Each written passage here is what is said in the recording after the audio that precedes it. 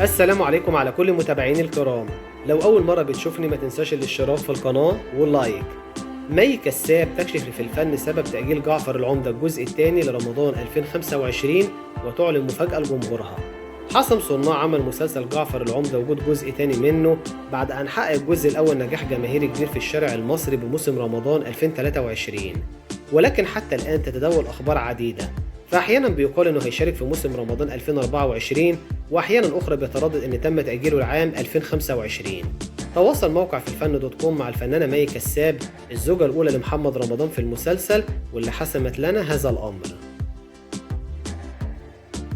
وقالت مي كساب إنه تم الاستقرار بشكل نهائي على تقديم الجزء الثاني من مسلسل جعفر العمدة في موسم رمضان 2025، نظرا لعدم الانتهاء من تجهيز ورق السيناريو حتى الآن لكي يخرج في أفضل صورة تقدم للجمهور بعد النجاح الساحق اللي حققه المسلسل في رمضان 2023.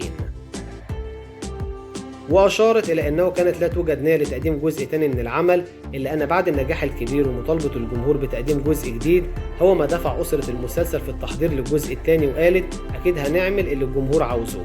وتابعت مي كساب الشخصيات اللي ظهرت في الجزء الأول لم تتغير وهيشاركوا في الجزء الثاني، وأشارت إلى أنها تلقت عدة عروض تشارك فيها بموسم رمضان 2024 بعد تأجيل جعفر العمدة الجزء الثاني، إلا أنها لم تحسم أحد منهم حتى الآن.